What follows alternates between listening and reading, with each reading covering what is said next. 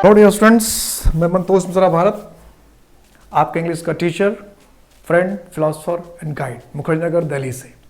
जैसा कि मैंने आपको पिछले क्लास में कहा था, वीडियो में कहा था कि मैं असिस्टेंट कमांडेंट के प्रीवियस ईयर के क्वेश्चंस को सॉल्व करूंगा, तो उसी क्वेश्चन को लेकर मैं आपके सामने हाजिर हुआ हूं। ये 2019 का असिस्टेंट कमांडेंट का क्वेश्चन है। इस क्वेश्चन को सॉल्व करने के दो मकसद हैं। एक तो जैसा मैंने आपको कहा था कि कौन कौन से टॉपिक इंपॉर्टेंट है, आप उसे समझना, कौन कौन सा टॉपिक बहुत ज़्यादा इंपॉर्टेंट है उसे समझना और उसकी तैयारी करना, और वो प्रैक्टिकली क्वेश्चन से देख लेना। तो ग्रामर के जो डायरेक्ट क्वेश्चन आ रहे हैं वो इस तरह से आ रहे हैं, अलग अलग चैप्टर से। क्या करता है, क्या लिखता है, rewrite the sentences as directed. और एक एक क्वेश्चन क्या है, एक एक मार्क्स का होता है, 10 क्वेश्चन होते हैं। तो जैसा डायरेक्शन दिया गया है उसके हिसाब से लिखना है। जैसे लिखा है दे विल बी अराइविंग सून, और क्या लिख रखा है, add a suitable question tag. मैंने लिखवाया था क्वेश्चन टैग से क्वेश्चन बनता है, पहला ही क्वेश्चन टैग से। अब जब क्वेश्चन टैग के रूल को आप पढ़ेंगे तो एफर्मेटिव सेंटेंस को नेगेटिव बनाना होता है। तो ये एफर्मेटिव सेंटेंस है तो इसको नेगेटिव बनाना होगा। तो नेगेटिव और बनाने के लिए क्या करते हैं, हेल्पिंग वर्ब के साथ नॉट लिखते हैं। तो विल नॉट होगा, और विल नॉट का शॉर्ट फॉर्म क्या होता है, वॉन्ट। क्या होता है, वॉन्ट, यानी विल नॉट लिख दिया, विलंट। विल नॉट का शॉर्ट फॉर्म क्या है, वॉन्ट, WN''T। और उसके बाद क्या चाहिए, प्रोनाउन। तो प्रोनाउन हमारा क्या है, दे। तो क्या लिया, they will be arriving soon, won't they. मिल गया एक नंबर। कितना आसान था, क्वेश्चन टैग, सिंपल सा एक नंबर आ गया। इसलिए मैंने कहा था कि ग्रामर के 25 मार्क्स आपको लाने हैं, उसमें एक भी मार्क्स नहीं छोड़ना है, लेकिन कुछ टॉपिक्स को कमांड करना होगा, बिल्कुल आपके कमांड पे होना चाहिए। He is greater than I, मैंने आपको लिखवा रखा, देखिए इंपॉर्टेंट चैप्टर्स में डिग्री। ये डिग्री का यूज है क्या, change to a negative sentence using great. अब क्या कह रहा है कि इसी सेंटेंस को, इसका मीनिंग चेंज नहीं होना चाहिए, लेकिन ये सेंटेंस नेगेटिव हो जाना चाहिए। तो कहता है he is greater than I, इसका मतलब क्या हुआ, मुझसे ज्यादा महान है।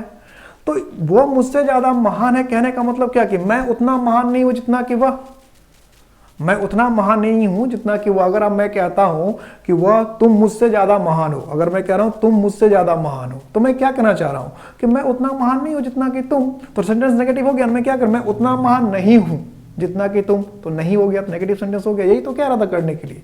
तो इस तरह के सेंटेंस को हम लोग क्या करते हैं कि जो बाद वाला हिस्सा होता, पार्ट होता, उससे शुरू करते हैं। तो आई से शुरू होगा तो क्या होगा, I am not so great as he. और चाहे तो आप इसमें इज भी लिख सकते हैं, लेकिन इज लिखना कंपलसरी नहीं होता है। इज लिखना कंपलसरी नहीं है। हालांकि कॉलिंस कॉबिल्ट अपने ग्रामर के बुक में लिखते हैं, कॉलिंस कॉबिल्ट, कि नहीं इज लिखना कंपलसरी है, नहीं लिखोगे तो गलत हो जाएगा। लेकिन जितने भी मॉडर्न राइटर हैं वो कहते हैं कि इज को रिपीट करना, लिखना जरूरी नहीं है। तो सिंपली क्या होगा, I am not so great as he, कि मैं उतना महान नहीं हूं जितना कि वह। तो बन गया, नेगेटिव सेंटेंस बनाना था, ग्रेट का यूज करना था, तो नोट की वजह से क्या हो गया, नेगेटिव सेंटेंस हो गया, और ग्रेट आ गया तो डिग्री भी चेंज हो गया, मीनिंग वही रह गया। इसी को कहते हैं इंटरचेंज ऑफ डिग्री। तो डिग्री चैप्टर को अच्छे से पढ़ के जाइएगा। नेक्स्ट क्या है कि the police were taking him to prison. इसके चेंज करेंगे वॉइस को, उससे पहले मैं दो चीजें इसमें बता दूं, ये बहुत इंपॉर्टेंट है। इससे एसएससी में, बैंक में और यूपीएससी में, असिस्टेंट कमांडेंट में भी पहले भी क्वेश्चन आ चुका है। लोग उसको ग्रामर के पॉइंट में नहीं समझते हैं। ये जो पुलिस वर्ड है ये हमेशा प्लूरल वर्ब लेता है, लेकिन पता नहीं कितने लोगों के दिमाग में ये रहता है कि पुलिस के साथ सिंगुलर वर्ब लगा के आ जाते हैं एग्जाम में। अगर वो वाज लिखा रहता है तो उसको एरर करके नहीं आ पाते हैं। तो एग्जाम में कई बार आ चुका है कि पुलिस के साथ सिंगुलर वर्ब लगा देता है। देखिए साफ साफ दिख रहा है, ये तो वॉइस का क्वेश्चन है, तो एरर का क्वेश्चन भी नहीं है। तो या तो अगर पुलिस के साथ सिंगुलर वर्ब लगेगा तो इसका मतलब असिस्टेंट कमांडेंट का ये क्वेश्चन ही गलत है। लेकिन कई लोग पुलिस के साथ सिंगुलर वर्ब लगा देते हैं, और कई सॉल्यूशन भी है जिसमें कुछ को सही कर देता है, और एसएससी को ही चैलेंज कर देते हैं या किसी आयोग को ही चैलेंज कर देते हैं। पुलिस एक ऐसा वर्ड है, कलेक्टिव नाउन है, जिसके साथ वर्ब हमेशा प्लूरल चाहिए। और अभी कुछ दिनों के बाद में नंबर चैप्टर पढ़ाने वाला हूं, उसमें और क्लियर कर दूंगा मैं। तो ये एक चीज देखने की। दूसरी ये गलती तो कई बार आ चुकी है, कई बार। अगर प्रीवियस ईयर का क्वेश्चन देखेंगे, आर्टिकल से रिलेटेड क्वेश्चन है ये, कि प्रिजन, जेल, मार्केट, बेड, ये सब वो वर्ड है जिसमें कभी आर्टिकल लगता है और कभी आर्टिकल नहीं लगता है। जब रियल पर्पस है, जिस पर्पस के लिए जेल बना है उसी पर्पस के लिए हम जेल का इस्तेमाल कर रहे हैं, तो उसको आर्टिकल नहीं चाहिए। डिफरेंट पर्पस के लिए चाहिए तब आर्टिकल लगता है। तो यहां जो है चोर को आप पुलिस जेल ही तो ले जाएगी, कहीं और तो नहीं ले जाएगी। अब जैसे टेम्पल है, चर्च है, तो इन सब का इस्तेमाल एक खास काम के लिए होता है। टेम्पल है तो हम पूजा पाठ के लिए इस्तेमाल करते हैं, चर्च है तो पूजा पाठ के लिए हम जाते हैं, तो उसी पर्पस के लिए इस्तेमाल करेंगे तो आर्टिकल की जरूरत नहीं है। डिफरेंट पर्पस के लिए आते हैं तब आर्टिकल लगता है। जैसे एक मंदिर में कोई पुजारी या कोई भक्त जाता है तो उसको मंदिर के टेम्पल के साथ आर्टिकल लगाने की जरूरत नहीं है। लेकिन अगर बॉलीवुड का गाना आप सुने होंगे पुराने जमाने में कि मैं तुमसे मिलने आई मंदिर जाने के बहाने, तो इसमें मंदिर का इस्तेमाल दूसरे अर्थ में किया गया है, इसलिए इस मंदिर को शुद्धिकरण की आवश्यकता है, द लगेगा। लेकिन सिंपल अगर कोई पूजा पाठ करने के लिए गया है तो मंदिर में द लगाने की जरूरत नहीं है। कोई अगर जेल खाना पहुंचाने के लिए गया है तो जेल में द लगाने की जरूरत है। लेकिन अगर कोई चोर जा रहा है, कोई पुलिस वाला जा रहा है तो उसमें आर्टिकल नहीं लगता। तो एग्जाम में जनरली दो तरह की गलती इससे करता है, या तो इसको सिंगुलर कर देगा या प्रेजेंट में आर्टिकल लगा देगा। इस दोनों पॉइंट को ध्यान रखिएगा, कई बार आ चुका है ऐसा क्वेश्चन, बच्चे ध्यान ही नहीं देते। तो चेंज द वॉइस, वॉइस को चेंज करने के लिए कहा गया। तो वॉइस के रूल को अगर आप ठीक से पढ़ेंगे तो क्या हो जाएगा, इसका ऑब्जेक्ट क्या है, हिम, तो क्या हो जाएगा, ही वॉज। अब ये क्या है, पास्ट कंटिन्यूअस में, तो पास्ट कंटिन्यूअस जब भी होता है तो क्या हेल्पिंग वर्ब के साथ बीइंग लगता है, तो ही वॉज बीइंग। वर्ब का क्या हो जाएगा, third form, taken to prison by the police. चाहे तो आप लिखें, चाहे तो छोड़ भी देंगे तो भी बात बन जाएगी, क्योंकि अगर हम प्रिजन ले जा रहे हैं तो जनरली पुलिस का ही काम होता है प्रिजन ले जाना। तो जो टॉप सब्जेक्ट बिल्कुल क्लियर होता है उसको हम चाहे तो लिख भी सकते हैं, छोड़ भी सकते हैं। तो आपने लिख भी दिया तो कोई बात नहीं है। अब नेक्स्ट है, आई have nothing that I can offer, change into simple sentence. तो ये कंपाउंड सेंटेंस कॉम्प्लेक्स सेंटेंस का क्वेश्चन हुआ। तो सिंपल सेंटेंस क्या होता है और ये कौन सा सेंटेंस है, अभी ये कॉम्प्लेक्स सेंटेंस। अगर दो क्लॉज हो और एक दूसरे पर डिपेंडेंट हो तो वो सिंपल कॉम्प्लेक्स सेंटेंस हो जाता है। ये नहीं कि जिसका मीनिंग बहुत आसानी से समझ में आ गया वो हमारा क्या हो गया, सिंपल सेंटेंस हो गया, ऐसा नहीं होता है। और जो समझने में डिफिकल्ट हुआ वो कॉम्प्लेक्स सेंटेंस हो गया। सिंपल सेंटेंस वो होता है इसमें कि एक ही सब्जेक्ट हो और उस सब्जेक्ट के हिसाब से एक ही फाइनाइट वर्ब का इस्तेमाल किया गया हो, चाहे सेंटेंस बहुत लंबा हो गया। जैसे हमने कहा, having taken my T I put on my coat and left my house। ये सिंपल सेंटेंस ही है, क्योंकि इसमें एक ही सब्जेक्ट है जिसके हिसाब से फाइनाइट वर्ब का इस्तेमाल हो रहा है।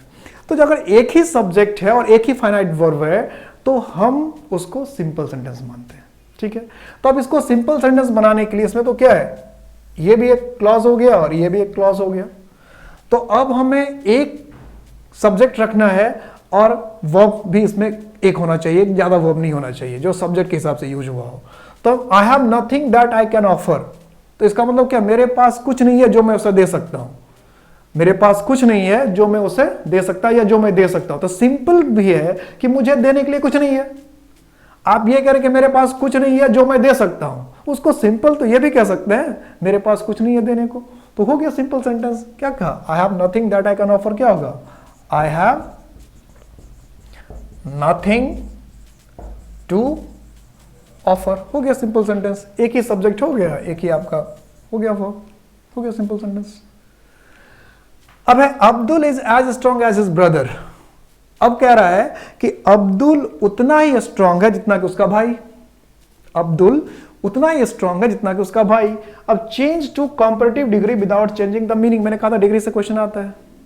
तो डिग्री में अगर हम चेंज करें तो डिग्री को अगर आप ढंग से पढ़ लीजिएगा तो ये अभी कौन सा डिग्री है, पॉजिटिव डिग्री है। स्ट्रॉन्गर होता तो कॉम्परेटिव होता, तो उस सेंटेंस में ग्रेटर था, कॉम्परेटिव को पॉजिटिव में लाना था। और इस सेंटेंस में क्या हो गया, यानी डिग्री से ही दो क्वेश्चन पूछ लिया आपको, ठीक है। 10 क्वेश्चन में 2 क्वेश्चन तो डिग्री से ही हो गए 2019 में।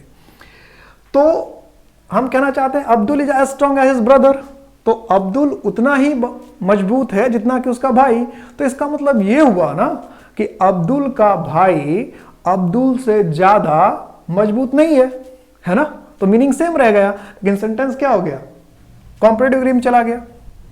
से ज्यादा का इस्तेमाल कर दिया तो हमने क्या हुआ, कॉम्परेटिव हो गया ना, कि अब्दुल का भाई अब्दुल से ज्यादा, जहां से ज्यादा कह दिया, अब्दुल से ज्यादा, अब्दुल से अधिक, तो कॉम्परेटिव डिग्री हो गया, कंपेयर हो गया, तो बन गया, डिग्री चेंज हो गया। तो अगर हम कह रहे हैं कि Abdul is as strong as his brother, कि अब्दुल उतना ही मजबूत है जितना कि उसका भाई, तो इसका मतलब यह हुआ कि अब्दुल का भाई अब्दुल से ज्यादा मजबूत नहीं है। तो अब ये क्वेश्चन कैसे बने, इसका आंसर क्या होगा, या तो लिख देंगे अब्दुल्स ब्रदर, या हिज ब्रदर भी लिख सकते हैं, अब्दुल ब्रदर करने से ज्यादा अच्छा होगा। लेकिन आप चाहे तो हिज ब्रदर भी लिख सकते थे, अब्दुल्स ब्रदर या his brother is not, strong का कॉम्परेटिव क्या हो जाएगा, स्ट्रॉन्गर। कॉम्परेटिव डिग्री पढ़ेंगे तो स्ट्रॉन्ग का स्ट्रॉन्गर तो बन गया कॉम्परेटिव डिग्री। तो Abdul's brother is not stronger than Abdul, या फिर अब्दुल की जगह क्या कर दिया, ही। कुछ लोग इसमें हिम भी करते हैं, लेकिन हिम से ज्यादा बेहतर क्या माना जाता है, ही। अभी भी आपने देखा था एज ही किया था। तो ऑब्जेक्टिव केस से ज्यादा बेहतर नॉमिनेटिव केस माना जाता था एज ही। और अगर आप सपोज किया कि अब्दुल लिख लिया आपने तो ही कर दिया, या अब्दुल करेंगे, तो बेहतर क्या होगा, आप अब्दुल करें। तो मीनिंग क्या होगा, ज्यादा क्लियर होगा कि Abdul's brother is not stronger than Abdul. नहीं तो क्या करना पड़ेगा, दूसरा क्या हो सकता है कि his brother is not stronger than Abdul, his brother is not stronger than Abdul, ये भी सही सेंटेंस हो सकता है। तो मीनिंग को क्लियर करने के लिए हम लोग इस तरह से लिखते हैं तो ज्यादा बेहतर है। अगर his brother is not stronger than Abdul लिखेंगे तो उसमें भी कोई खराबी नहीं है। तो इसका मतलब क्या होगा कि अब्दुल का जो भाई है अब्दुल से ज्यादा मजबूत नहीं है, ठीक है, अब्दुल का जो भाई है वो अब्दुल से ज्यादा मजबूत नहीं, तो डिग्री हमने चेंज कर दिया, मीनिंग नहीं बदला। नेक्स्ट क्वेश्चन है ये हैंग्ड। ये भी जो क्वेश्चन है ये एरर में कई बार आ चुका है, एरर में कई बार आ चुका है। इसमें भी दो बहुत इंपॉर्टेंट पॉइंट है गौर करने के लिए। यहां जो हैंग है इसका मतलब होता है फांसी पे लटकना। इसका मतलब कुछ ने अपने आप को फांसी पे लटका लिया। अभी बहुत दुखद घटना हुई थी सुशांत सिंह वाला। तो a piece of cloth, cloth का स्पेलिंग देखिए क्या है, CLOTH। कोई ध्यान नहीं देता, एरर में इस तरह से आ जाता कोई ध्यान ही नहीं देता है। तो इस क्लॉथ में, और हमें तो आदत है ऐसे क्लॉथ देखने की, तो ये क्लॉथ क्यों लिख रखा है, तो इस क्लॉथ और इस क्लॉथ में क्या अंतर है।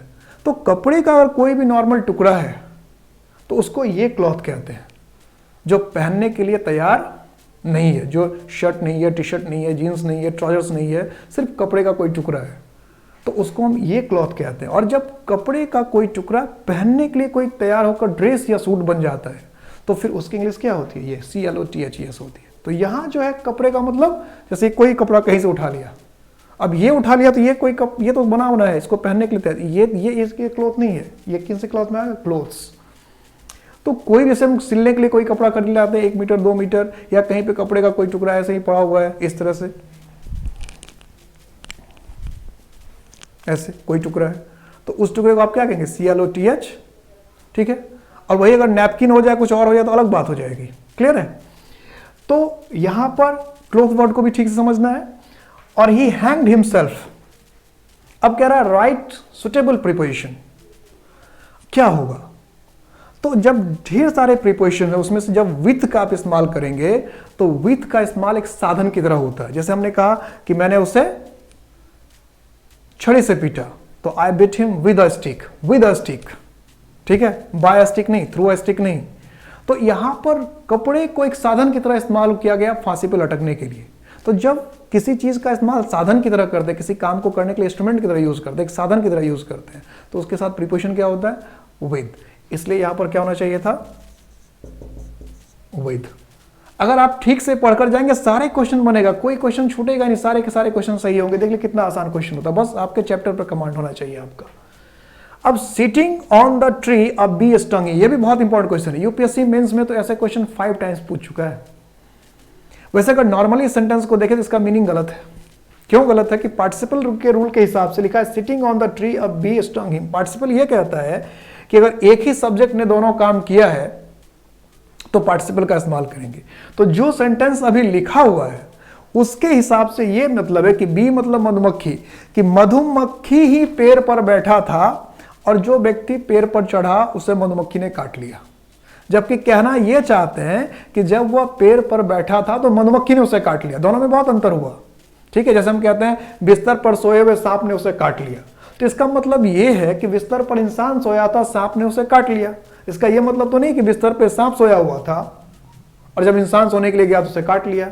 तो इस सेंटेंस का यही मीनिंग निकल रहा है कि मधुमक्खी पहले से पेड़ पर बैठा था और पेड़ पर बैठे हुए मधुमक्खी ने उसे काट लिया। जबकि ये नहीं इस मीनिंग कि जब वह पेड़ पर बैठा था तो मधुमक्खी ने उसे काट लिया।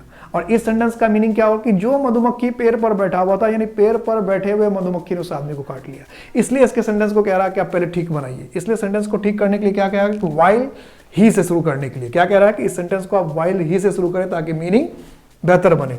तो व्हाइल ही से सेंटेंस अगर शुरू करेंगे तो क्या होगा, while he was sitting on the tree. आ गया ना कि while he was sitting on the tree, जब वह पेड़ पर बैठा था। a bee stung him। Sting का सेकंड फॉर्म है काटना, डंक मारना, तो किसी मधुमक्खी ने उसे काट लिया। ठीक है, अब प्लीज एक्सक्यूज बीइंग लेट। अब कह रहा है कि राइट द करेक्ट प्रोनाउन। इसमें कई बार कंफ्यूजन होती है। तो आप कहते हैं, जैसे आपने गाना सुना होगा, तो गाना में क्या कहते हैं, आपका आना दिल धड़काना, है ना। तो आपका आना पॉसेसिव हुआ, आपका देर से आना मुझे अच्छा नहीं लगता, तो आपका देर से आना, फिर आपका क्या हुआ, पॉसेसिव हुआ। तो इसी तरह से हम कहते हैं कि प्लीज एक्सक्यूज बीइंग लेट, कि मेरा देर से आना, मेरा देर हो जाना, मेरे देर से आने को माफ करिए, तो कहेंगे। इसलिए यहां पर क्या होना चाहिए था कि या तो अगर हम हमारा कहना चाहते तो क्या होता, आवर। ठीक है, अगर मेरा कहना चाहते, अपना आप कहना चाहते हैं तो क्या, माय। किसी इंसान का कि राम के देर से आने का, तो हम राम नहीं लिखते, क्या लिखते, Ram's being late. Ram being late नहीं लिखते कि please excuse Ram being late, हम क्या लिखते, Ram's being late, our being late, यानी राम बीइंग लेट लिख देते। क्लियर है। तो नेक्स्ट क्वेश्चन देखते हैं हम लोग।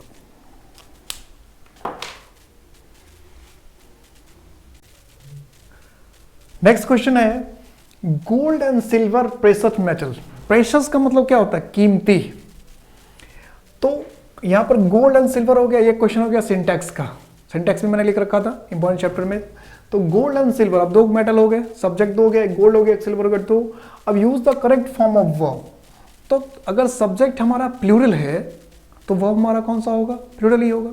तो यहां पर कोई भी ऐसा वर्ब जो प्लूरल वो लिख सकते हैं लेकिन सेंटेंस को सूट करे, तो यहां पर क्या होगा, एमिजार वाले वर्ड ज्यादा बेहतर होंगे। तो गोल्ड एंड सिल्वर के लिए क्या होना चाहिए था, दो है इसलिए होना चाहिए था आर, प्रेशस मेटल्स, कि गोल्ड और सिल्वर क्या है, कीमती मेटल। अब इसमें ध्यान रखना पड़ता है, टेंस की बहुत सही जानकारी होनी चाहिए। तो हैव भी लिख सकते थे, कैन भी लिख सकते थे, लेकिन जो सेंटेंस को क्या सूट कर रहा है कि हमारा क्या है, नाउन है। तो नाउन के पहले क्या हो सकता है, एमिजार हो सकता है, हैव हो सकता है। और पोसेशन की बात नहीं कर, सिर्फ हम एग्जिस्टेंस बता रहे कि कीमती मेटल है, तो एमिजार ज्यादा बेहतर होता है, इसमें यूज होता है। He said we all are sinners। ये देखने में बहुत आसान है लेकिन इसमें अक्सर लोग गलत करके आ जाते हैं, क्योंकि ये जो इनडायरेक्ट नरेशन में चेंज करने के लिए कह रहा है, ये इनडायरेक्ट नरेशन के एक्सेप्शनल केस से लिया गया है। यहाँ पे दो बातें हैं। सबसे पहले जो हमने सुना, इसको सेव कर दिया तो हमें पता जाता है, he said, इसमें कोई ऑब्जेक्ट है नहीं तो से को टेल में करने की जरूरत नहीं है। तो ही और हम करें तो टू अस कुछ ऐसा लगाना पड़ेगा, तो he said that, टेल बदलने की जरूरत नहीं। ठीक है, टेल बदलना तब कंपल्सरी हो जाता है जब हमारे पास ऑब्जेक्ट बिल्कुल मेंशन किया हो। अब आगे देखिए इसमें क्या बात है, दो बात है। हमने ये पढ़ा कि अगर सेंटेंस पास्ट टेंस में है, अगर हमारा रिपोर्टिंग स्पीच, तो रिपोर्टेड स्पीच जो होता है वो पास्ट टेंस में आता है। तो कई बच्चे इसमें आर की जगह वर्क करके चले आते हैं और वो गलत हो जाता है, पक्का गलत हो जाएगा। क्यों, उसका कारण मैं बताता हूं। दूसरी बात, आपने रूल ये पढ़ा होगा कि वी फर्स्ट पर्सन है तो first person according to subject, तो वी को क्या करते हैं हम, ही के अकॉर्डिंग चेंज करके आज दे, और खुश होके आएंगे, आओ हमने कर दिया, गया गया। क्यों गया उसे समझिए। यहां जो वी का इस्तेमाल है हम लोग के लिए इस्तेमाल नहीं हुआ। वी का मतलब हम लोग कब, जब हम दो चार दोस्त हैं तब वी हुआ। तो हम लोग दोस्त 10 लोग हैं और 10 लोग अपने कह रहे हैं हम लोग, तो वी आर गोइंग। लेकिन वी का एक दूसरा मतलब भी होता है, मैनकाइंड। तो यहां जो वी का इस्तेमाल किया गया, ऑल, सभी इंसान के लिए इस्तेमाल किया गया है। इसलिए इसके मीनिंग को देखते हुए वी, इसका मतलब वो सिर्फ अपनी बात थोड़ी कर रहा है कि हम लोग मरणशील है, सिर्फ वह मरणशील है। वो तो कहना चाहता है इंसान ही मरणशील है। इसलिए यहां जो वी का इस्तेमाल किया गया वो इंसान के लिए किया गया, सिर्फ 2 4 10 लोगों के लिए नहीं किया गया। इसलिए यहां वी चेंज नहीं हुई। वी का इस्तेमाल जब 2 4 10 लोगों के लिए होता है, हम लोग का सेंस, तब चेंज करते हैं। और दूसरी बात, वी ऑल आर सिनर्स, ये बाइबल की लाइन है। हमारे धर्म ग्रंथ भी कहता है कि हम सभी क्या है, पापी हैं। हम सब में कोई ना कोई कमी है। तो ये जो है एक यूनिवर्सल फैक्ट है। तो यूनिवर्सल फैक्ट अगर होता है, सेइंग्स होता है, प्रोवर्ब्स होता है, हैबिचुअल एक्शंस होता है, तो उसके टेंस को चेंज नहीं करते। तो इसलिए इसमें टेंस चेंज करने की जरूरत नहीं थी और वी को भी चेंज करने की जरूरत नहीं। अगर वी को हम लिख भी देंगे तो मीनिंग चेंज हो जाएगा ना। इसका मतलब होगा सिर्फ वही लोग जो है वही लोग पापी है और सब पापी नहीं है। जबकि ये सेंटेंस जो है ये कह रहा है कि सभी पापी है और ये बाइबल का लाइन है। तो इसलिए क्या होना चाहिए था, he said that we all are sinners. इसमें टेंस चेंज करने की जरूरत नहीं थी और वी को भी चेंज करने की जरूरत नहीं थी। ये सेंटेंस छोटा था लेकिन काफी टेक्निकल था और इसमें कई लोग गलती करके आए थे। उम्मीद है कि आप लोग गलती नहीं करेंगे। नेक्स्ट क्वेश्चन क्या है कि use the following words and phrases. तो ये वर्ड्स है, कुछ वर्ड्स है, कुछ फ्रेज है, ये फ्रेज है, ये फ्रेज है, ये फ्रेज है। इन सेंटेंसेस कि सेंटेंस में यूज कीजिए। ऑफ योर ओन, आपका अपना होना चाहिए। सेंटेंस आपका अपना होना चाहिए। So as to bring out their meaning clearly. और सेंटेंस ऐसा होना चाहिए कि मीनिंग साफ साफ हो, क्लियर हो। ऐसा नहीं कि सेंटेंस बना दिया समझ में नहीं आ रहा क्या कहना चाह रहे हैं। तो सेंटेंस देखकर लोग समझ जाए कि इसका क्या मीनिंग हो सकता है। ठीक है। Do not change the form of the word. ये जो इंस्ट्रक्शन है ये जनरली इंस्ट्रक्शन यूज नहीं होता है कि फॉर्म चेंज ना हो, सिर्फ इतने तक में खत्म कर देता है सेंटेंस। लेकिन इस सेंटेंस में आपको कह रहा है फॉर्म चेंज नहीं करें। इसका मतलब जैसा ये है वैसा ही रहने। अब आयरन आउट है तो आयरन आउट, आयरनिंग आउट या आयरन आउट करने की जरूरत नहीं है। ठीक है। तो जब ये नहीं लिखा रहता तो वर्ब के फॉर्म को हम चेंज कर पाते हैं, लेकिन वर्ड का फॉर्म चेंज करने के लिए नहीं कह रहा है। तो अब इसके लिए वोकैब पे अच्छा खासा कमांड होना चाहिए। मैंने जब पिछली क्लास में क्या रखा था, कौन कौन सा टॉपिक पढ़ना है, उसमें मैंने फ्रेजल वर्ब भी लिखाया था आपको, फ्रेजेस, और बताया अब कहां से याद करें। तो देख लीजिए वर्ड। अब आयरन आउट का मीनिंग क्या होता है। जब हम मीनिंग, ऐसा नहीं कि बिना मीनिंग समझे आप सेंटेंस को बना देंगे, ऐसा नहीं। पहले फ्रेजल वर्ब आपको याद होने चाहिए, तभी आप उसका मीनिंग कोई बना सकते हैं। मतलब बिना मीनिंग याद किए आप नहीं बना सकते। तो आयरन आउट का मतलब होता है to get rid of something that is affecting you और ट्रबलिंग यू। मतलब कोई भी ऐसी चीज जो आपको मुसीबत में डाल रहा है, जो आपके परेशानी का सबब है, जो आपको तकलीफ पहुंचा रहा, उसको उससे छुटकारा पाना। ये हुआ आयरन आउट का इतना लंबा मीनिंग है। तो हम जैसे हमने कहा सेंटेंस बनाया, we should iron out terrorism from our society. अब जो सिंपल भी इंसान है, इसको बेसिक इंग्लिश भी आती है, वो इस सेंटेंस को देखकर समझ जाएगा कि टेररिज्म को हम अपने समाज से क्या करें, जगह दें क्या, अपने घर में जगह दें क्या। तो टेररिज्म को हम अपने सोसाइटी से क्या करेंगे, बाहर ही तो करेंगे। ये हमारे समाज को प्रभावित कर रहा है, इसका बुरा इफेक्ट हम पे पड़ रहा है, ये हमारे लिए अच्छा नहीं है। तो हमें क्या करना चाहिए कि हमें टेररिज्म को अपने समाज से बाहर करना चाहिए। तो यही तो लिखा, we should iron out terrorism from our society. तो मीनिंग क्लियर हो जाएगा, लोग समझ लेगा, अंदाज लगा लेगा कि सेंटेंस में आयरन आउट का मतलब क्या हो सकता है। बढ़ावा देना तो नहीं हो सकता है, जो नॉर्मल ह्यूमन बीइंग की तरह सोचना है, एक लीगल जेंटलमैन की तरह सोचना है, ए लॉ अबाइडिंग सिटीजन की तरह सोचना है, कानून को मानने वाले नागरिक की तरह सोचना है, गैर कानूनी बातें नहीं सोचनी है, जो प्रैक्टिकल और थ्योरेटिकल सही है। अब दूसरा वर्ड क्या है, नॉन सैलेंट। चैलेंट भी लोग इसको पढ़ देते हैं, नॉन चैलेंट, नॉन सैलेंट। इसका मतलब होता है नॉन साइलेंट का मतलब कि to express your attitude that you are not affected by any bad thing और whatever bad has happened with you, but you are not affected, you are totally in command of your posture. मतलब क्या हुआ कि non चैलेंट का मतलब हुआ कि आप ये दिखा रहे हैं अपने व्यवहार से, भाव भाव से, कि आप कोई भी मुसीबत में है उसका आप पर कोई असर नहीं पड़ा, आप क्या है, बेखौफ है, आप किसी से प्रभावित नहीं है। तो अगर आपका चेहरा ऐसा है जिससे कि आप किसी चीज से प्रभावित नहीं, आप ऐसे रिएक्ट कर रहे हैं, आप ऐसे एक्सप्रेस कर रहे हैं कि नहीं, जो भी परिस्थिति है उसका आप पर कोई प्रभाव नहीं पड़ रहा, यू आर नॉन साइलेंट। तो अब इसका सेंटेंस बनाए तो कैसे बनाए, जैसे हमने लिखा, अभी लॉकडाउन में रामायण चला होगा तो उसमें आपने देखा होगा, तो हम लिख सकते हैं Ram was non silent when he was banished। तो जिसको पता है राम के विषय में थोड़ा बहुत भी, तो वो बैनिश का मतलब क्या हुआ, देश से बाहर निकालना। तो जब उसको देश निकाले की सजा दी गई, जब उसे देश से बाहर निकाला गया राम जी को, तो उनके चेहरे पर कोई ऐसा भाव नहीं था जिससे लगे कि वह दुखी है, परेशान है, चिंतित है।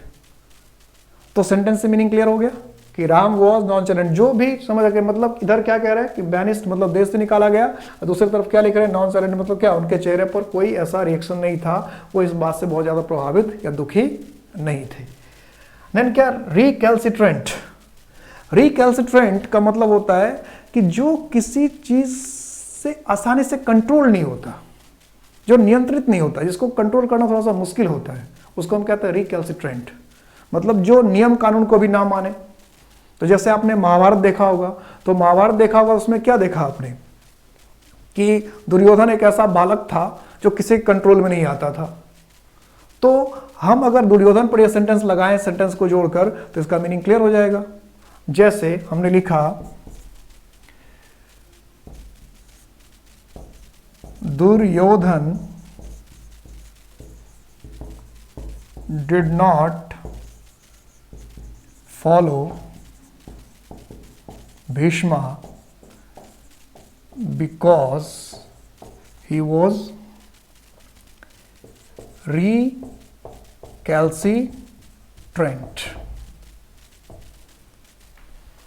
तो लोग समझ जाएगा कि Duryodhan did not follow Bhishma. अब वैसे भी अगर नाम से ही ना पता, डिड नॉट फॉलो भीष्म, कि फॉलो को भीष्म को नहीं करता था।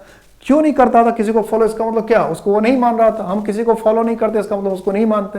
तो रिकैल्सिट्रेंट का मतलब क्या होगा, किसी चीज को ओबे नहीं करना, किसी को फॉलो नहीं करना। तो सेंटेंस से साफ साफ पता चल रहा है ना कि Duryodhan did not follow Bhishma, कि भीष्म को फॉलो नहीं करता। जो फॉलो नहीं कर रहा उसका मतलब क्या है, रिकैल्सिट्रेंट है, वो नियम कानून को नहीं मान रहा। हमें समझ में आ गई बात। तो सेंटेंस से मीनिंग पता चल जाना चाहिए कि आप क्या कहना चाहते हैं। नेक्स्ट सेंटेंस हमारा क्या, all and sundry. All and sundry का मतलब होता है सभी, without giving anyone any type of preference, कि किसी को आप किसी तरह का प्रेफरेंस नहीं दे रहे हैं, सबको अगर आप एक समान दर्जा दे रहे हैं, उसको कहते हैं ऑल एंड सन्ड्री। यानी सब एक जैसा, किसी को कोई स्पेशल अटेस्टेड नहीं, स्टेटस आप नहीं दे रहे हैं। तो हमें क्या करते हैं कि हमने लिखा इन डेमोक्रेसी द गवर्नमेंट, यहां गवर्नमेंट के पहले द क्यों लगा कि सिर्फ डेमोक्रेसी की बात हो रही है, उसी की गवर्नमेंट, और दूसरे गवर्नमेंट की बात नहीं कह रहे हैं। In democracy the government works for all and sundry. इसका मतलब क्या हुआ कि डेमोक्रेसी में सरकार किसी खास को तवज्जो नहीं देती, सबके लिए काम करती है एक समान रूप से। किसी खास को, किसी एक को कोई तवज्जो नहीं देती, किसी स्पेशल को तवज्जो नहीं देती, ऐसा नहीं करती सरकार। तो हो गया ऑल एंड सन्ड्री, सबके लिए काम करती है, जनसाधारण के लिए काम करती है, सभी के लिए, किसी को स्पेशल प्रायोरिटी नहीं देती। अब हमने कहा वॉच आउट, ये फ्रेजल वर्ब हुआ। तो वॉच आउट का इस्तेमाल करते किसी को वार्न करने के लिए, जैसे कहते देखो देखो देखो सांप है, अरे रुक वहां पे ठहर जाओ सांप है। तो वॉच आउट का मतलब किसी को वार्न समथिंग। तो अगर हम किसी को चेतावनी दे रहे हैं, कहते देखना संभलना, तो कहते हैं वॉच आउट। जैसे हमने कहा watch out Ravi, watch out Ravi, a car is coming towards you. Meaning clear है, ए रवि बचना, देखना कार तुम्हारी तरफ आ रही। तो लोग समझ जाएगा ना, संभलना, बचना, वार्न कर रहे रवि को कि कोई कार तुम्हारी तरफ, एक कार तुम्हारी तरफ आ रही है। तो कोई चीज डिफिकल्ट नहीं होता, थोड़ी सी मेहनत करने की जरूरत होती है। अब हम देखते हैं इसके कॉमन एरर में क्या पूछा।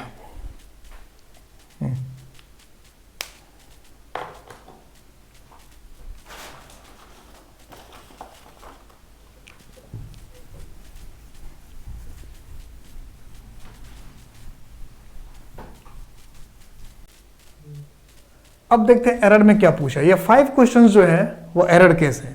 अब एरर में देखिए, correct the following sentences without making any unnecessary changes. इसका मतलब क्या हुआ कि जब इस सेंटेंस को आप करेक्ट करें तो इसमें कोई भी ऐसा चेंज आप ना करें जो अननेसेसरी हो। इसका मतलब ये हुआ कि अगर आप सेंटेंस को करेक्ट करने के लिए गए और सेंटेंस का मीनिंग चेंज हो गया, तो ऐसे करेक्शन का कोई वैल्यू नहीं है, आपको मार्क्स नहीं मिलेगा। मतलब जो सेंटेंस में वो कहना चाह रहा है उसका वो सेंस मेंटेन होना चाहिए। जो सेंस वो कहना चाह रहा है अगर वो बदल गया तो ऐसे करेक्शन का कोई वैल्यू नहीं है। तो करेक्शन करते वक्त आप हमेशा ध्यान रखें कि अगर हम करेक्शन कर रहे हैं तो सेंटेंस का मीनिंग ना बदले। तो जैसे पहला सेंटेंस है Gulliver's Travels were written by Jonathan Swift. तो जिन बच्चों ने मेरे यूट्यूब चैनल को देखा, वीडियोस देखा, उसमें मैंने प्रॉपर नाउन में ये बहुत डिटेल में बता रखा है, पूरी नाउन मैंने करा रखा है, उसमें प्रॉपर नाउन में क्वेश्चन भी मैंने सॉल्व करवाया है। तो गुलिवर्स ट्रेवल्स ये कैपिटल में लिखा है GOT, तो इसका मतलब प्रॉपर नाउन हुआ। और प्रॉपर नाउन हुआ तो प्रॉपर नाउन का वर्ब हमेशा क्या होना चाहिए? सिंगुलर। तो वर के जगह पे क्या होना चाहिए? वॉज। ये आपको लिखना रहता है ऑब्जेक्टिव एग्जाम में, तो ABCD से टाइप करना रहता है आगे। ये क्वेश्चन इससे पहले CDS में आ चुका है, SSC में आ चुका है, ये क्वेश्चन कई बार आ चुका है। Gulliver's travels proper noun capital में लिखा जाता है और उसका वर्ब हमेशा सिंगुलर होता है, ये ध्यान रखना है। नेक्स्ट है if anybody knows the truth let them tell it, कि अगर कोई सच जानता है तो उसे बताने दो। अब ये जो सेंटेंस आ रहा है उसके हिसाब से कुछ लोग ट्रूथ के पहले दा लगा देते हैं, हटा देते हैं, लेकिन इसमें ये जरूरी नहीं है। ये ट्रूथ हो सकता है जब बात करें कि हम कभी जो सच जानता है वो बता दो, यानी कोई खास सच की बात करें, किसी घटना के विषय में अगर किसी को जानकारी कोई वजह तो सच बता तुम बताओ, तो वहां सच का मतलब यूनिवर्सल सच नहीं, उसके पास जो सच है वो तो पर्टिकुलर हो गया। तो इसलिए इसमें दा को काटना कोई अकलमंदी नहीं है। दूसरी बात क्या करते हैं कुछ लोग इस देम को क्या करते हैं? हिम कर देते हैं, क्योंकि इसमें करेक्शन है, कंट्रोवर्सी है ग्रामर में। कुछ ग्रामर के बुक कहता है कि अगर एनीबॉडी है, समवन है, समबडी है, तो उसके लिए प्लूरल प्रोनाउन का इस्तेमाल करते हैं। ये कुछ ग्रामर में लिखा हुआ है। और कुछ लोग ग्रामर ये कहता है कि नहीं, सिंगुलर भी हो सकता है। तो उसके हिसाब से हम देखें तो देम को काटना, हिम करना बहुत ज़्यादा सही नहीं है, लेकिन कुछ लोग इसको हिम करके आ जाते हैं। या हिम भी होता तो ठीक है, देम है तो उसको गलत काटने की जरूरत नहीं। तो फिर गलती क्या है? तो इंग्लिश को अगर हम ध्यान से पढ़ें तो इंग्लिश में होता है झूठ बोलना का टेल अ लाई, और सच बोलना का होता है स्पीक द ट्रूथ। ठीक है, सच बोलना का स्पीक ट्रूथ नहीं, स्पीक द ट्रूथ, और झूठ बोलना का टेल अ लाई। तो उसके हिसाब से भी द ट्रूथ ठीक है, स्पीक द ट्रूथ ही होता है। तो यहां झूठ के साथ टेल अप्रोप्रिएट होता है और सच के साथ स्पीक होता है। तो यहां टेल के जगह पर अगर हम स्पीक करते तो ज्यादा बेहतर है। ठीक है, क्योंकि स्पीक द ट्रूथ होता है, टेल अ लाई होता है। ठीक है, नेक्स्ट है प्लीज मीट माई मिसेस। इसमें दो तरह की बातें हो सकती है, जैसा सेंटेंस लिख रखा है उसके हिसाब से मिसेस इस तरह से लिखना अप्रोप्रिएट वर्ड नहीं। आप कहना चाहते हैं मेरी पत्नी से मिलिए, तो बेहतर वर्ड है कि प्लीज मीट माई, या तो स्पॉस लिखें या वाइफ लिखें या फिर बेटर हाफ लिखें। तो ये ज्यादा फॉर्मल तरीका है पत्नी को मिलाने का या किसी व्यक्ति को मिलाने का। वैसे ग्रामर इस पूरे सेंटेंस से सहमत नहीं होता है। ग्रामर को अगर डिटेल में जाके पढ़ेंगे तो ग्रामर नहीं कहता किसी को इस तरह से बोलिए, लेकिन सेंटेंस ऐसा दिया इसलिए हम इसके हिसाब से करेक्शन करते हैं। ग्रामर ये कहता है किसी से अगर किसी को इंट्रोड्यूस करना है तो दिस से इंट्रोड्यूस करते हैं कि दिस इज माय वाइफ। ये ग्रामर का फॉर्मल तरीका। अगर ग्रामर डिटेल में पढ़ेंगे, डीप में जाकर पढ़ेंगे, तो ग्रामर ये नहीं कहता है कि आप मिड से बनाइए, ग्रामर कहता है कि दिस से बनाइए। लेकिन अगर सेंटेंस ऐसे बना दिया तो पूरे सेंटेंस को हम काट छाट करने की जरूरत नहीं है। हमने मिसेस को क्या कर दिया, और ऑप्शन में ये भी लिख देंगे तो और अच्छी बात है, क्योंकि आपका मैसेज क्लियर हो जाएगा कि आपको पूरी बात पता है क्या होना चाहिए। नेक्स्ट सेंटेंस है आई शैल पे you when I return back. ये क्वेश्चन तो अगर प्रीवियस ईयर क्वेश्चन सॉल्व करेंगे, यूपीएससी का भी, असिस्टेंट कमांडेंट का भी, एनडीए का, सीडीएस का, एसएससी का, सीजीएल का, तो ये क्वेश्चन कम से कम 50 टाइम्स आ चुका है, 50 टाइम्स से भी ज्यादा आ चुका है। अगर आप रेगुलर क्वेश्चन बना रहे 10 to 20 ईयर्स का क्वेश्चन अगर सॉल्व करेंगे सारे एग्जाम का, तो आपको 20 टाइम्स मिलेगा। आपको याद ही हो जाना चाहिए क्या कि रिटर्न के साथ कभी बैक नहीं आता। रिटर्न का मतलब ये होता है वापस, तो रिटर्न के साथ बैक की जरूरत ही नहीं होती है, लेकिन आपको रिटर्न बैक लोग करते रहते हैं। रिटर्न के साथ बैक लिखने की जरूरत नहीं होती है। ये एकदम ध्यान रखिएगा, ये कई बार क्वेश्चन आ चुका है, प्रीवियस ईयर क्वेश्चन सॉल्व करेंगे बार बार आपको मिलेगा। नेक्स्ट क्वेश्चन है माय हार्ट फेल्ट। इस क्वेश्चन में बहुत सारे लोग चूक गए। चूकने की वजह क्या है कि लोग इसको प्रीपोजिशन का क्वेश्चन समझ करके किसने क्या कर दिया, टू करके आ गए, टू को ऑन करके आ गए, कोई फोर करके आ गए, कोई टीम के पहले द का इस्तेमाल हटा दिया। क्यों हटा दिया टीम के पहले द? सोचे कलेक्टिव नाउन है, कंडक्टिव नाउन के पहले आर्टिकल नहीं होता, लेकिन मेरे कलेक्टिव नाउन जो मैंने आपको नाउन में पढ़ा रखा है उसमें देखिएगा तो उसके हिसाब से टीम में द लगना चाहिए, क्योंकि यहाँ किसी पर्टिकुलर टीम की बात हो रही है, जनरल किसी भी टीम की बात नहीं हो रही, तो द तो चाहिए ही। तो आपने जिस टीम को दिया है, कोई भी टीम थोड़ी है, जिस टीम को आप जान रहे हो उसको दिया है। अब फिर इसमें गलती क्या है? गलती इस वर्ड के यूज में है, हार्ट फेल्ट। हार्ट फेल्ट का इस्तेमाल हम तब करते हैं जब हमारे दिल को कोई चीज का ठोस लगता है, दिल से हार्ट फेल्ट सोरो, ऐसा दुख जो हमने दिल में महसूस किया है। तो इस तरह के सेंस में हार्ट फेल्ट का इस्तेमाल होता है।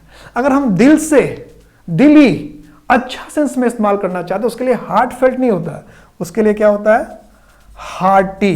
क्या होता है, हार्टी। इसलिए आपने सुना भी होगा हार्टीएस्ट कांग्रेचुलेशन, क्या होना चाहिए, हार्टीएस्ट, या हार्टी भी लिखेंगे तो चल जाएगा, नहीं तो इसी को सुपरलेटिव डिग्री बनाते हैं, हार्टीएस्ट बनाते हैं, वाई को हटा देते हैं और आईएसटी लगाते हैं। या तो हार्टी कांग्रेचुलेशन होना चाहिए या फिर हार्टीएस्ट होना चाहिए। और इसका तो बहुत खूबसूरत एग्जाम्पल है। क्या एग्जाम्पल है कि अगर आप हार्ट वर्ड को ऑक्सफोर्ड डिक्शनरी में देखेंगे तो ये कितनी इंटरेस्टिंग चीज है। इसलिए ऑक्सफोर्ड डिक्शनरी को जो रेगुलर पढ़ेगा उसको कई चीजें सीधी मिल जाएगी। ऑक्सफोर्ड डिक्शनरी में आप जाइएगा, हार्ट वर्ड को चेंज कीजिएगा, उसमें ये वर्ड लिखा है हार्टी। यही एग्जाम्पल ही है, बस ये बदला हुआ है, टीम की जगह कुछ और लिखा है। यही लिखा है hearty congratulation to, hearty congratulation to everyone या एवरीबॉडी करके लिखा हुआ है, सेम यही एग्जाम्पल है।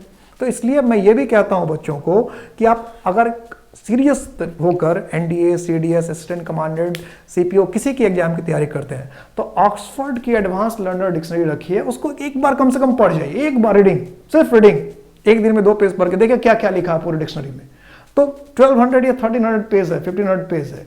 जो सीरियस स्टूडेंट है वो अगर एक दिन में 2 से 3 पेज रीडिंग ही तो लगाना, याद नहीं करना, रीडिंग सिर्फ लगा क्या क्या लिखा है, तो अगर उसका 5% भी याद रह गया आपको तो आप इंग्लिश में बहुत कुछ कर जाएंगे, बहुत, आपका पूरा कंसेप्ट क्लियर हो जाएगा सिर्फ रीडिंग लगा देने से। सिर्फ रीडिंग, जैसे रामायण हम एक बार शुरू से अंत तक देख लेते हैं, कुछ भी हमने सीरियस नहीं कहा, देख भी लेते हैं तो भी हमारे दिमाग में क्या असर पड़ जाता है, कुछ ना कुछ असर आ जाता है। वही बात होगी कि अगर आप ऑक्सफोर्ड एडवांस लर्नर को शुरू से अंत तक सिर्फ रीडिंग भी लगा देंगे तो आप में बहुत कुछ चेंज हो जाएगा। आपको बहुत सारी, क्योंकि कई ऐसी चीजें होंगी जो ना चाहते हुए आपके दिमाग में बैठ जाएगा, ये कैसे हो गया, ऐसा कैसे होता है। तो अभी मैंने 2019 का क्वेश्चन, पूरा ग्रामर का क्वेश्चन सॉल्व किया। मैं आपको प्रेसी बनाकर भी दिखाऊंगा, रिपोर्ट कैसे लिखते हैं उसकी भी बात करूंगा। तो अभी 2009 का क्वेश्चन सॉल्व हुआ, 18 का भी कोशिश करता हूं मैं सॉल्व करने का, और उसके बाद मैं आपको प्रेसी बताना सिखाता हूं और फिर रिपोर्ट लिखना कैसे है वो बताऊंगा और कॉम्प्रिहेंशन का आंसर कैसे करना चाहिए वो। तो तब तक के लिए इंतजार कीजिए और अपना ख्याल रखिए और खूब जमकर तैयारी कीजिए। जो टॉपिक्स मैंने बताया उसको पढ़िए और 2020 में असिस्टेंट कमांडेंट बनिए।